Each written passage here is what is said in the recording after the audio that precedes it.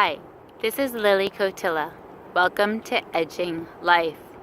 New therapeutic ways to deal with the same old problems in which the attempted solutions don't resolve in answers.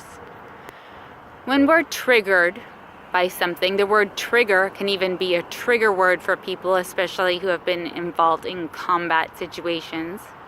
So I'm going to reframe it. When we are affected by what something is said or something that is done, and our internal world wants to implode or explode, or however we manage our anger in terms of self or other, a new approach to go about dealing with it is the following. Imagine this red statue being the neurological routes of your brain. Something that others cannot see and you're not necessarily aware of. So something is said or done or thought, and all of a sudden you travel this way and then this way. It elicits this memory, and then it comes back here, and then you jump over here, and there are 3 more irritating things on that track that has initially annoyed you. And then you come down here, and in your relationship, then the next thing you want to say is, screw you. But rather than getting caught in the relational friction that, excuse the plane in the background, I want to say screw you, but I don't think they'll hear me. So rather than, your brain can't help the neurological routes that it follows unless you've had specific EMDR work or post-trauma work. And so your cognitive routes follow what they follow, and then your reaction is such. One externalized way of managing irritation or anger build or annoyance that may come out sideways and ultimately sabotage your relationship and or yourself, or not make you feel good about yourself, or have to go back and apologize, which after a while really means nothing, right? Because it's about changing the behavior. Follow a new route, a route of love.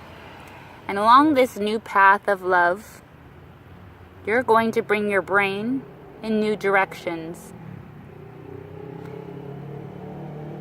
You're going to realize these new directions when you feel the screw you.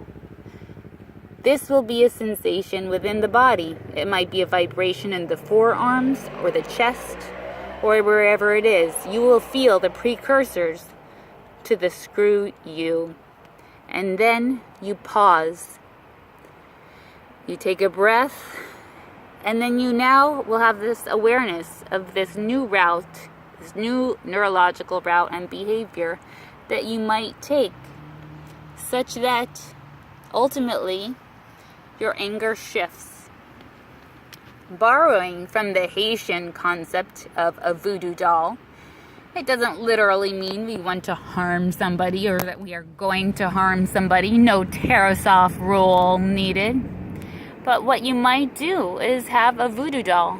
And you don't have to keep it in hiding. It can actually be pretty funny because people are sensitive to energy. They know if you're annoyed at something. You have this voodoo doll. Rather than reacting the way that you typically would, following the neurological routes, you take your pin and you stab it into the voodoo doll to externalize and express your anger. It doesn't mean you're blaming the person for your anger, though it may be his or her fault. It doesn't mean you're blaming yourself, but you are mad. You might have 2 voodoo dolls, one of you and one of the other person. Or there might be 4 people in a family or in a work scenario or whatever it might be. And you might even poke yourself too because you're mad at yourself for doing something.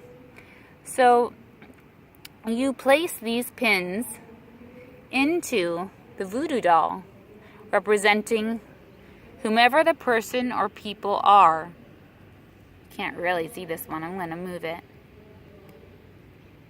So that you have a chance to get out and express your anger. You might even have a laugh or two about it. And while the heated topic might not be discussed right away, maybe you revisit it later, maybe you don't. Either way, a mental note has been made that a problem has happened and you're moving into solution and or just moving forward. Sometimes words and talk and reflective listening and therapeutic styles do not always contribute to solution. We are individuals while in this body. As much as we can see eye to eye and or be on the same page or step foot inside another body and experience perspective from his vantage point, that would be ideal. But words don't always do that. So, this is an externalized technique brought to you by Edging Life, the voodoo doll technique from Haiti, such that your typical routes of neurological paths that you're familiar with taking don't end up with the screw you.